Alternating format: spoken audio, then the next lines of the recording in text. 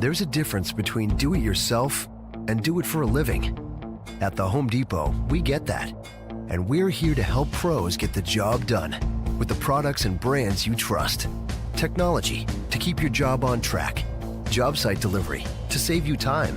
And bulk pricing on over 4,000 items every day to save you money. When you've got a job, we're on the job. The Home Depot. More saving, more doing.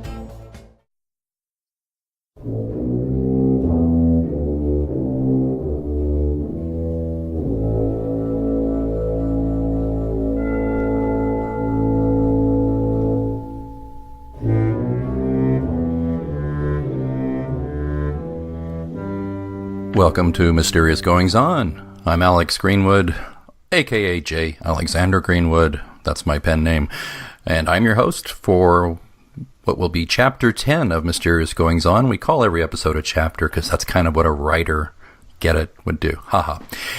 Welcome to the show, though. If this is your first Mysterious Goings On, this is a podcast for and about writing and writers.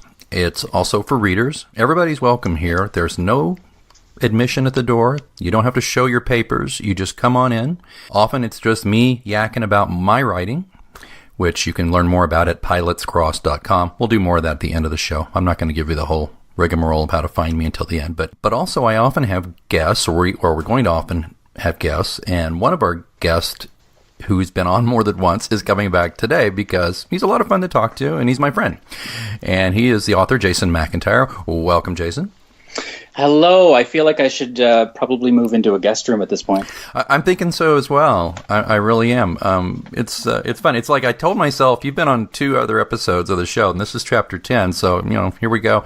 And I told myself, okay, I love having Jason on, but I got to get a different writer on before I have him back. And then I was just like, man, It's too late, man. I'm moving in. I'm sending a list of dietary requirements. Please do. Yes. And I need a hypoallergenic pillow. Oh.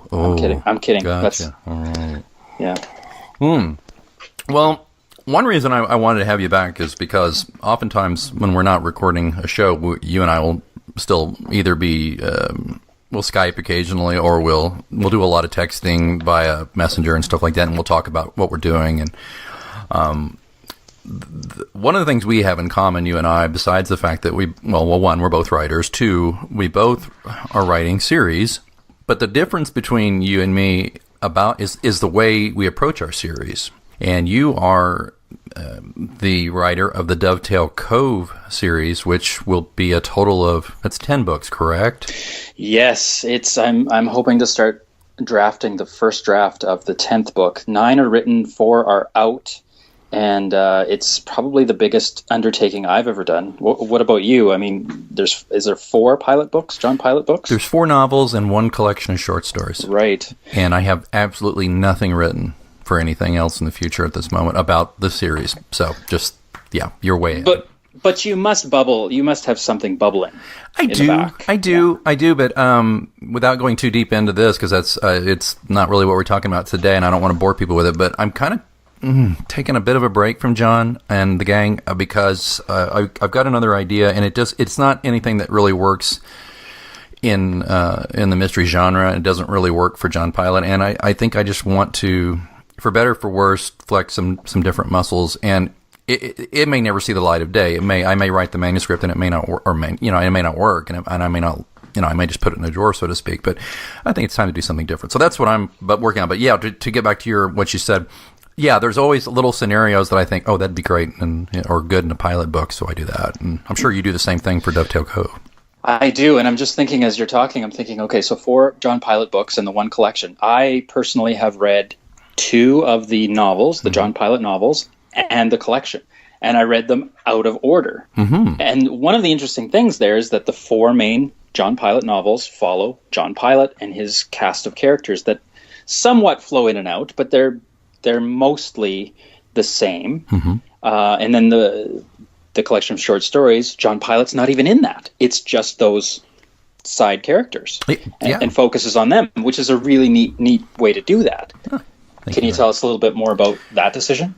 Yeah, I was getting a lot of requests from I have a small but very loyal fan base for the Pilate series, and I mean, if you look at my sales, it's very small, but I love them because they love John and they love the characters.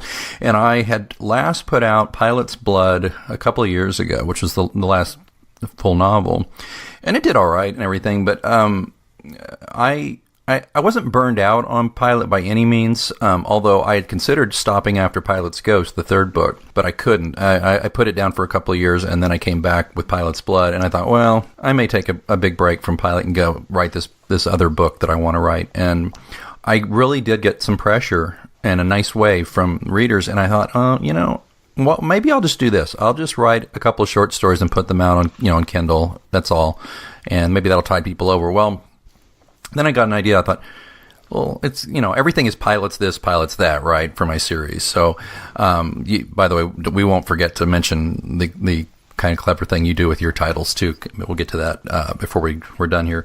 But I thought, well, Pilate's 2 or Pilate's 1 is not very good. And then I thought, Pilate's 7. Oh, that's an idea. And I thought, I could do 7 short stories. And I want to tell you, before I knew it, they just came out, and I think what was great about it was I didn't feel the pressure of having to write a whole novel. I just had to write by my own, my own cracking my own whip. I just said, all right, I have to write 7 stories. They don't have to be long, but 7 stories. And I'm so tired and bored with myself, to steal a line from Springsteen. I'm kind of tired and bored of being in John Pilate's head. So I thought, well, why don't I focus on other characters and how they feel about John Pilate, and that's the genesis of Pilate 7. It's funny, I had a reader or two say, well, shouldn't it be Pilate's 5 because it's the 5th book? I'm like, you're missing the point. This is not... And like you said, I want people to understand, they're chronological, but it's not as if you can't pick up, like you picked up, like, what? The second book first? I picked up the second book, and yes, the second book first, and it was fine. I'd, one chapter in, and I knew who we were dealing with, where we were, what was happening, and I had enough of the bones to keep going. Right, it was totally fine. Yeah. Yeah. Well, and so that's where how I arrived at that, and then Pilate 7. Actually, I think you might have been one of the people who said, you hadn't read anything, and you read that first, and you said yes, yeah, and I really enjoyed that, and it's interesting now that I go back and read the John Pilate books. It's filling in holes from the Pilate 7. Not that there was holes, mind you, right? But it's filling in extras, extra information, and making connections where I didn't need a connection to enjoy the Pilate 7 individual stories. Right. But it's like, oh, there's another layer to that. I get that. I love that. and actually, it's interesting to now go back and read the John Pilate novels and contrast even just the writing style to Pilate 7. And I would say they get stronger. I would say chronologically the writing quality gets better. And I would say that the Pilate 7 stories are really what drew me in and made me go back and look at the novels, because those stories are really, really tight and well written. And I think the joy that you had, that you just explained a few minutes ago in writing them, these short little pieces, and how they seem to just come to you as you were writing, and before I knew it, I had 7. I think you can read that in the words. I think you can feel that as you read it. Well, thank you, and it's good also to know that they don't get worse as they go on. But there's so many writers that do, though. Oh, and that's a fear I have. That's something we ought to talk about someday. Is that? But and we don't want to focus just on me here. I want to talk about your series, but just to kind of put a bow on this, I think just that unbridled, And I even wrote in the foreword, I think, to the book, this is a very self-indulgent project. It's what I told people, I basically wrote what I wanted to write. I did not put a lot of thought into, okay, will this piss somebody off, or will this be, and that's the way you're supposed to write anyway, Yes, sir, it is. Yeah. It is. And I think you and I had this conversation before I even started Pilate 7. You had said, just be a little cautious. It's self-indulgent. And you used that word, and I said, okay, whatever. I'll take that with a grain of salt. And I read it, and I'm like, if this is self-indulgent, this is the way Alex needs to go, because this writing is really good. And it's probably in part it's because you're better and you've been doing it longer. In part, it's also because of exactly what you said. You didn't worry about ticking anybody off. You wrote what you wanted to write, and I think that comes across. I really, really do. Well, thank you. And that's one thing I've never ever thought about with you, is that you had any fear. You're a very fearless writer. I mean, what you did with Zed, which is part of the Dovetail Cove series, of course. And again, you've written all of them, and they're very keen, I think, to tell people there's no order here, because they jump around in time anyway. It's true. They do jump around in time. Primarily, it's the decade of the 1970s on a fictional island, which has not been named yet. But on this island, there's a town and the surrounding area of some farmland and some other areas that are important in the story, and it's called Dovetail Cove. And if you think about the term dovetail, I mean, what is a dovetail? Things that fit together. Right. So each of these stories fit together kind of like a dovetail, but you don't have to read them in any order. And I always get this from readers. I have such amazing readers. They'll get in touch with me and say, well, what's this new thing about? I understand it's a series. Which one should I start with? Start with whichever one looks interesting to you. Whichever one. There is no order. Now, the people that do need an order, I spell it out. I say, well, this one technically takes place before this one. Okay, I'll start there. Great. Off you go then. If you want to read them in order, go for it. It will make no difference whatsoever.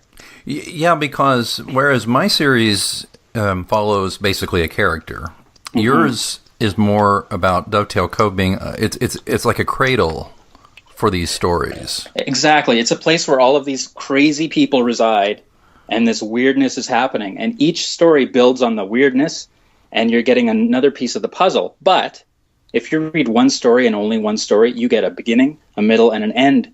You're not left hanging. You're not left going, oh my gosh, that's a total cliffhanger. There are pieces that are left to explain later, but that story is complete, and you don't have to go to bed thinking, oh my gosh, I got to read 9 more books. Yeah, that's, you know what? That is so true. I actually had someone say this to me once. They're like, "Oh, you write series. I don't have time to get into another series." And it was so kind of dispiriting to hear that.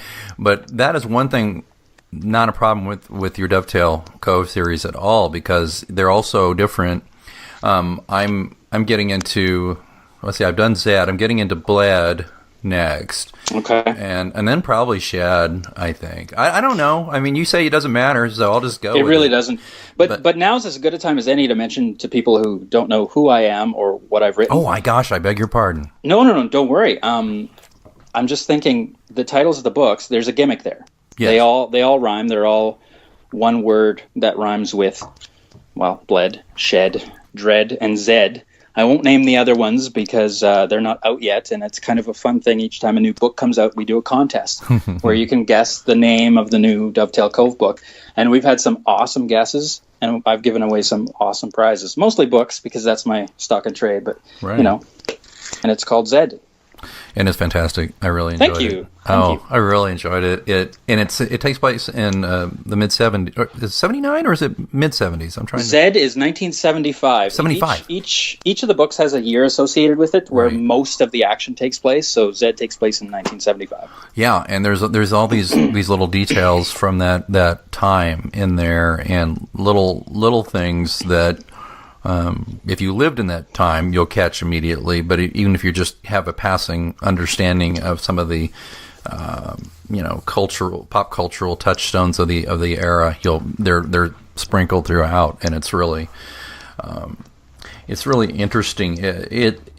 Now, also, there's something about this that you're doing with your series, besides the fact that it takes place in different times, and that you can read it in any order, and that it's really based. All these interesting characters who some characters will repeat apparently, but it's more about the place, as that's what defines, how the series goes. Where mine's different, and it follows the guy around, But the genre really shifts. Now I'm mystery, thriller, suspense right in there, and I've got my mysteries. I tell people this all the time. My mysteries are not all that hard to solve. I think of them more as mysterious situations, but generally more thriller, suspense, kind of how's he going to get out of this one kind of thing, right? Yeah. Whereas you with Dovetail Cove are doing something a little different. You're not doing the same genre with every book, correct? Yeah. When I kind of envisioned the whole thing, and it's a funny story. I won't digress too much into it, but I had a reader read the very first book. Before there was a Dovetail Cove series, there was one book called Shed. And a reader read it and loved it and got in touch with me personally and said, I want to see more of these two characters. And I said, well, that's never going to happen because that story's done.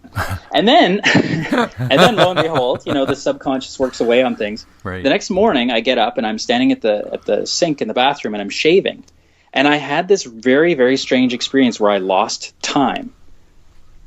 And I came conscious, and I was still leaning on the edge of the bathroom vanity, staring in the mirror, but the whole thing was fogged up from the steam of the water in the sink.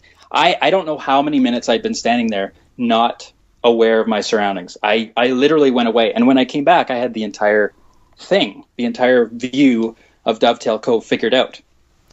Whoa. And I know. And I knew how I could bring those characters back. So the first 9 books each have their own story and their own main characters and their own genre. And the 10th book is going to bring back reader favorites and my favorites and people that play into this big finale. Ah. And you're absolutely right. Shed was a kind of it's more of a classic horror story with I hope, really intriguing, lovable characters. Bled came out next. It happens in 1972. And it has no paranormal or horror in it. It's a thriller, and it's more of a character-driven kind of study of this character and this awful situation she finds herself in. And then we have Zed, which you just finished reading, which is really more a coming-of-age tale about a young man turning from a boy into a man, and then the reverse of that happening with another character. And Dread is a murder mystery in reverse. Which I'm looking forward to you reading that one to see if I butchered it or not. Well, I appreciate that. I'm excited because that's the thing too.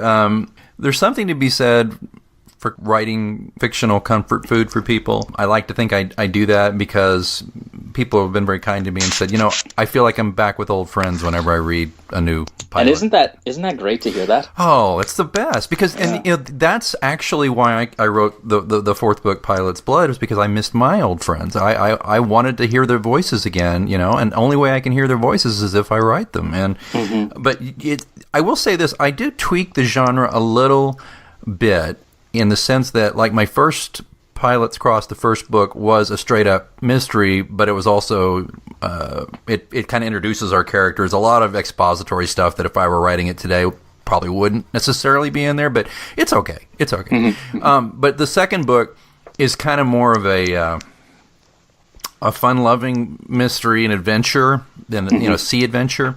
It's funny, I had a consultant tell me, you shouldn't list this as a mystery, you should list it as a sea adventure. And as soon as I did, the sales on that thing went really a lot. Wow. Yeah. It's funny. That's something we'll have to talk about sometime, too. It's about how authors list on Amazon and the Kindle store, If you're in a crowded category, it's easier to get lost. But anyway, then the third book, Pilate's Ghost, was definitely a mystery thriller. But then with Blood, I thought, I want to kind of let the foot off the gas on the seriousness, and I mean, it's going to be serious, but I wanted to pay a bit of an homage to my grandfather, my late grandfather, who wrote westerns, and I wanted to kind of just pay tribute to his genre, which he wrote for 50 years. But I also wanted to kind of pay homage to one of my favorite movies, which was Rio Bravo with John Wayne and Dean Martin, and it's just a great classic western. And basically, anybody who's seen that movie will recognize the last third of the book. And I've had people tell me that, which is great. I waited to see if people would catch on. And I'm like John Carpenter, the film director. He loves that movie. And if you've seen Assault on Precinct 13, which he did, that's his homage to that movie. But he even straight up dropped dialogue in and borrowed character names for that movie from Rio Bravo. And I straight up borrowed a couple of lines of dialogue from that movie just because out of love. It's nothing. It's nothing like plagiarism or anything. It's straight up homage.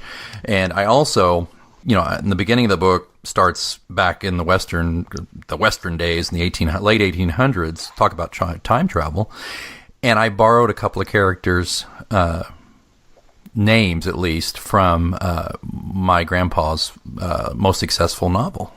That's fantastic. Thanks, Alex. That makes me want to read that next. I hope you will. Oh, wait. It's in line next. It is next in line, yeah. Yeah. That's great. Yeah, I had fun with that. Anyway, I don't want to give it all away, but there's a line in the third book that telegraphs, I guess subconsciously, that's what I wanted to do, because there's a line a character says to John Pilate about, you know, basically, you don't know it yet, but you're the sheriff now. And then, so that's all I'll say about that. So it's fun to think about that with our series.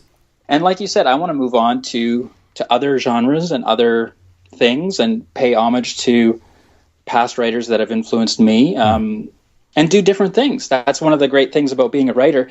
And I don't think enough writers do it, to be honest. Like you mentioned, great movie directors. They play in genre all the time. Right. Nobody expects a movie director to put out the same genre for their entire career. Unless you're George Lucas. Or maybe Hitchcock or something, yeah, right? Yeah. But Steven Spielberg, look at him. He's one of the most successful directors in the history of movies.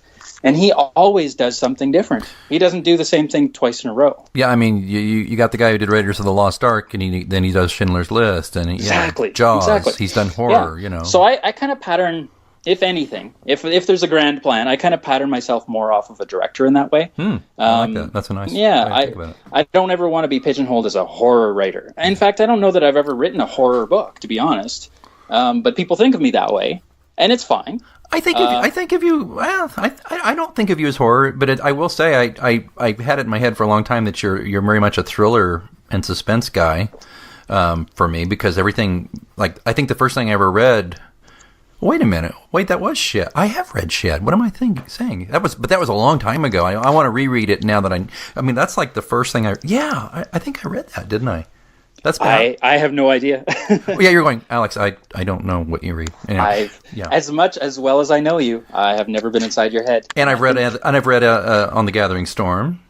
Right. That was a long time ago. There's generally like a thriller aspect to most things. There's a feeling that something's not quite right. Yeah. The world is a little off kilter. Yeah. And your book of short stories, which I recently read, oh goodness, I'm sorry, the name. There's two, Black Light of Day, and now I'm blanking on the other one. Nights Gone By. Nights Gone By. Thank you. Great title. I put those out a few years ago, so I'm. Yeah.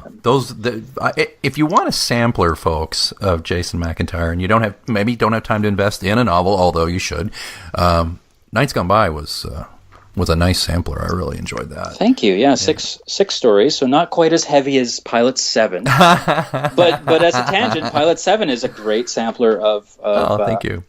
Alex Greenwood's work. Well, thanks. I think that too. I wanted to show people too, because if you look at Pilate 7, I mean, there's one of the stories that could easily be pigeonholed as kind of a quasi science fiction story. Mm-hmm.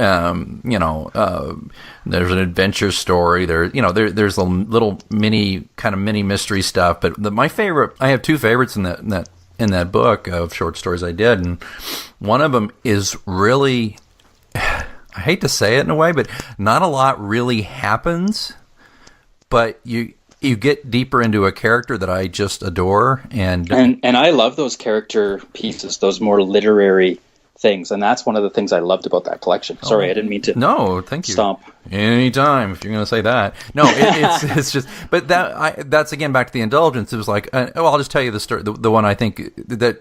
Please. Doesn't, there's not a lot happening, but unless you know the backstory, but it gives you backstory, and it's a badge. And it's I like that story. Thank you. It kind of gives you the events that happen right before John Pilate arrives in Pilate's Cross. So again, it has really nothing to do with him, but it has to do with the town sheriff and the new president of the college and them butting heads, and you just get in the head of the sheriff, who's a very conflicted person, a very conflicted character. So I really enjoyed doing that one a lot. And then I think I had a lot of fun with one that's about the sidekick sea captain buddy of Pilate's, Tater's Malley, and it's called Boat Drinks, and it's kind of, you're straight up, but it was, if without being too terribly self-serving, it was like an homage to Pilate's Key, which was my more successful book that people seem to really enjoy, because it was back on the boat, it was back in Key West, it was back in that thing, and that was fun, slipping on that particular pair of swim trunks one more time. And it's interesting, what you said about badge. taking place right before Pilate's Cross. Right. I would probably say 5 out of the 7 stories in Pilate 7 could be the first chapter of a new novel starring those characters. Ah. And so Badge, taking place then, it really is exactly that. It's like an unread prologue to the first book in the John Pilate series. Huh. In a way. And I think there's probably 3 or 4 others in that collection that could probably be the takeoff to a new world. They could be. And that's kind of interesting to me. Well, thank you. I did one with the female heroine of the story that she had kind of a tragic past, and it was just a little glimpse of really how terribly sad and broken she was after she'd suffered a loss, and she'd had a rough childhood, and so it was just this little slice. And I've been told by a lot of people who read it, they're like, it's my least favorite of the story, but it was important for me to kind of give her some dimension. I'll confess that it's not always easy for me to write women as well as I do men, and I feel like I'm very in touch with my feminine side to be corny about it, but I don't know that I completely always capture women. You do a really fine job with the women. You really do. I mean, I really believe those characters. Is that a particular tough thing for you to get into the head of a female? I don't know what it says about me, but I almost instinctively go there first. I recently came back from a trip to Mexico, just itching to write, and something happened to me in Mexico that kind of became the basis of it turned into a novella. It's like a 30,000 word novella. Originally it was going to be a short story. I naturally, instinctively changed the main character to be a woman, and I have no idea why that was, and I've been thinking about that as I've been sending that novella out to beta readers, and people are asking me, another story, I like it, but it's another woman. I've written some fairly provocative novellas. Bled is one with a female central character. Walkout, Mercy and the Cat has 2 female main characters. And what I try to do is I actually try to do exactly what you said, which is get inside their heads and make it seem like it's not written by a man. And I have gotten compliments on that. And I don't know why, but I keep going back to that world. Maybe because I love women so much, and they're an enigma, and I'm trying to figure them out. I don't know, but it's something I want to do more of and constantly get better at it. Because hey, we're men. We can't totally understand it. So part of that process is understanding what we write about, or delving into something we've never fully understood. And writing for me is a way to try to understand things. So maybe that's why I keep going there. Do your female beta readers, did they ever say to you, they read something and say, I don't know if that rings completely true? Do you ever get that kind of response, or you? I don't get that from betas. Occasionally a reviewer will say, oh, you lost the train there. A woman would never do that. But then I'll go back to people that I know, either women in my life or female readers that I know, and I'll say, I got a comment about these earrings in this scene, that so-and-so wouldn't wear these earrings, or they're too gaudy for this character's style. What do you think? And generally the people that I go to, now they could be blowing smoke, but they say, no, I would have flagged that for you. I think you nailed that particular thing. So I don't know. Quite good at it. And it's a joy to read. Thank you, sir. Well, you bet. I think it would be fun for us to talk sometime about the beta reading process, about just kind of the funny stuff that oftentimes, our beta readers who we love. But sometimes they just, left field. Sometimes stuff just comes right at you and you're like, really? Out of the 9 things that I was concerned about with this book, you picked number 79 on a list that only went to 20. Like, I didn't know that would even be an issue for anybody, and you picked that out. Yeah, okay? It happened. That's exactly what. Which is part of the joy of the beta process. Yes. To be honest, is they can point out things that you never knew would be an issue. Well, sadly, we're going to have to wrap this up. My gosh, let's look at us. We just went on and on again, and we could do more. And you're definitely, I'm not even asking, you're coming back again, right? I hope. I would love to. Okay. Well, I'm living at your house now in the guest room, and you got me that new pillow. You got to earn your keep somehow. My goodness. I do, yeah, exactly. So. I have to pay some rent. But I think it might be fun too to open it up a little bit here. So I'm gonna throw this out there.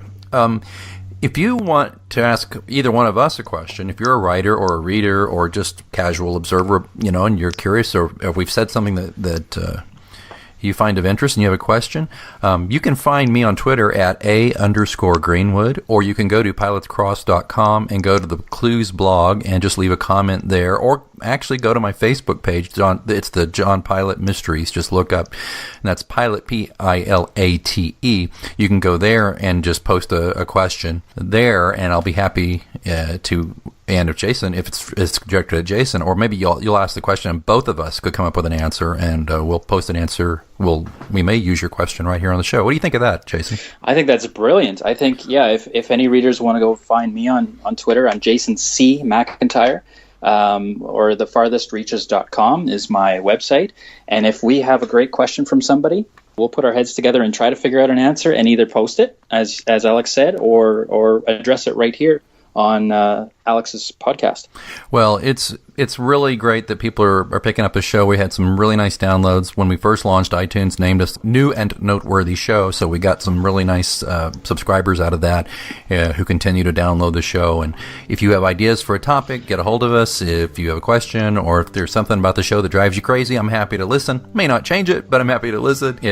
We want to hear from you. And if you're a writer and you'd like to be on the show, just get a hold of me through the ways we've already discussed. I'd love to have it. One thing I'm going to ask before we go of everybody is, if you like the show and you're subscribing through iTunes or Stitcher or wherever, there's almost every podcast distribution method has a review and rating. Particularly iTunes, if you could give us a star rating and a quick review. I mean, it is quick and painless. Right, Jason? How long does it take? Oh, less than 30 seconds. Yeah. Just go in, click how many stars.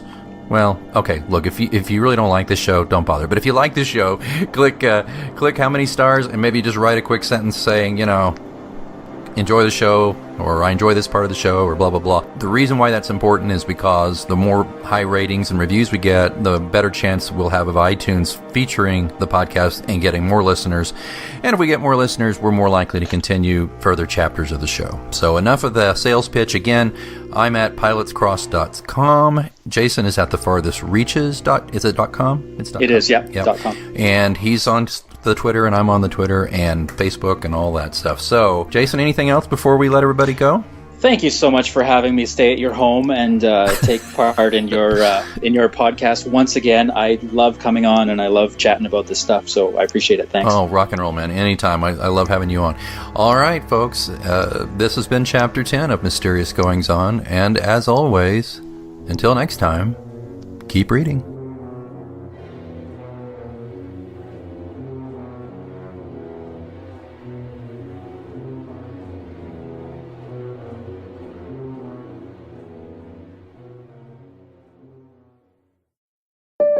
Combining home and auto with State Farm gets you great coverage for less. Combining 90s R&B with State Farm radio ads gets you this jam covered for free. Home and auto, let's do it. Combine it, my policy, my wallet is waiting. Come on, jump on it. Home and auto. For more coverage, visit statefarm.com. Combine it. Don't miss today's Saturday Steal at Old Navy. Dresses just $8 for women, $6 for girls. Plus, today's the last day to get women's and girls' tanks for $2 and men's polos for $5 at Old Navy and OldNavy.com. Valid 4/20. Select styles only. Limit 5 tanks.